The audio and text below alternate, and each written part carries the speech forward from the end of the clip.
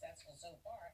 Keep in mind, it's a whole 2 degrees out there as they are working.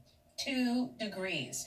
Don't know what started it. We don't know that anybody's injured, but not exactly what you want to see if you're the traveler looking up and you've flown out already and there's your car on fire. Now, over in Brooklyn, different sections of the New York Fire Department. This is a commercial building in the Brooklyn area, and this was a few minutes ago.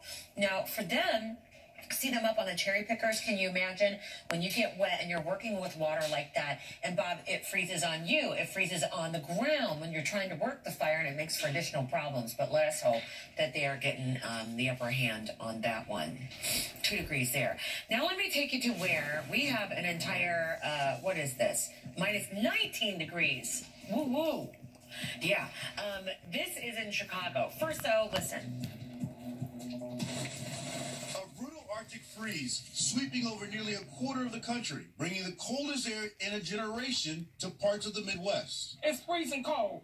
My face, my toes, everything. With a low temperature of -23 and a wind chill of -52, the Windy City's temperatures lower than parts of Antarctica and Alaska, causing giant ice breaks to blanket the river and a wall of ice steam to form along Lake Michigan and across the skyline. The dangerously cold weather even showing its strength inside. The steam froze around where the leaks are in my front door. In Minnesota, a wind chill of 65 below zero.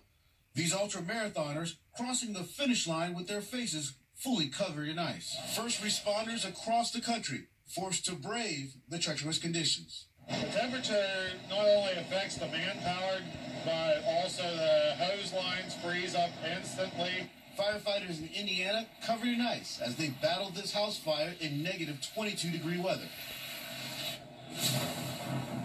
-22-degree weather then. It's -37 on Ryan Young's skin. I am not even going to ask you a question. I'm just going to let you go as long as you can. And then when you want to go back inside, you go. Hi, Ryan. Hey, how you doing? Good morning. First of all, we talked yesterday, and we were kind of protected by the buildings. Now we wanted to bring you this beautiful backdrop that's behind us. This is, it kind of takes your heart away from you because it's so cold out here. The mist that's on your face, sometimes you feel your skin sort of prickling. But there is some good news out here, Robin. I was reading the Chicago Tribune this morning that someone actually paid for 70 different homeless people to have a hotel last night. It's a tremendous story when you think about someone doing that as a good Samaritan. On the way home, after we were talking yesterday, I did drive by some of the areas where we know where homeless usually hang out. There were some who were still out there, and there were people who were trying to feed them and encourage them to actually leave where they are. But like you said, sometimes people don't want to leave their spot. But when you think about this and our short exposure and the fact that it's so difficult sometimes for me to even talk, the idea that someone would decide to stay out in temperatures like this is quite astonishing. And you think about the firefighters and first responders all across the Midwest who had to respond to emergencies yesterday with that sheer professionalism and the idea of dealing with temperatures like this. You have to take your hats off to them because you know not only are they putting in their normal work effort, but this really takes something out of you. When I got home yesterday, I fell asleep sitting in a chair straight up after dealing with this all day long. Yeah. And my feet were just rock solid cold. So you understand what people are dealing with. Not everyone has a great insulated home or a place to stay in. Warming centers are still open here. And on top of all that, we do also know that schools are closed in the Chicago area. Okay, I do hope that you have a warm van to get into or something. Ryan, thank you. I'm not even going to wait for him to answer. Wind chill alerts are still in effect for much of the Midwest, as Ryan can attest to, Bob. Yeah, 134 million people from the upper Midwest, Robin, all the way through the Northeast right now. Major cities included now that weren't there yesterday. New York, Philly, down to D.C. Look at the current temperatures. This is the air temperature. So this is what it looks like without the wind. -19 in Chicago, -13 in Detroit, 1 degree in Buffalo. And with that cold air mass going over the relatively warmer waters of the lakes, you've got major lake effect snow. When you see one band of snow coming off the Great Lakes, you know it's a powerful one. It's kind of like a blowtorch of snow just going on through.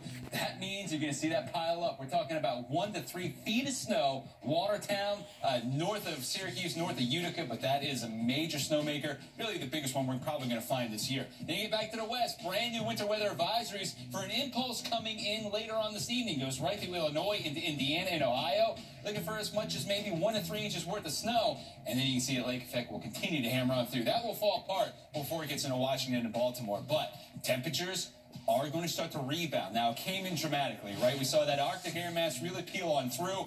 That's the heart of it now. It's actually lifted away from the Great Lakes. It's sent it into Ontario. That trend will continue over the next couple of days. Thursday, Friday, Saturday, into Sunday.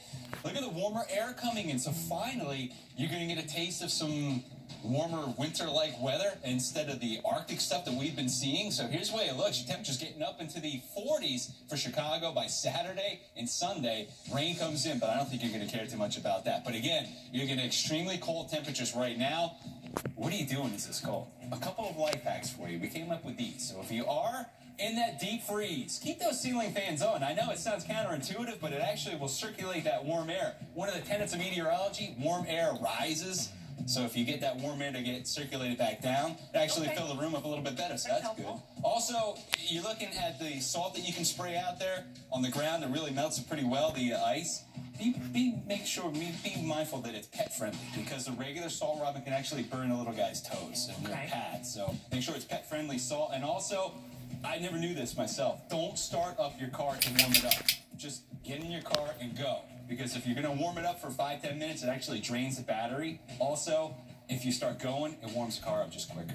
How about that? Life hacks. Don't warm your car up. Just get in it and go. You can keep a blanket in your car. Absolutely. Well, that'll help you. Until it warms up. Yeah, no doubt about that. Wrap that around your legs. Yeah. Bob, thank you. Yep. Did a pro-Russian Twitter account try to describe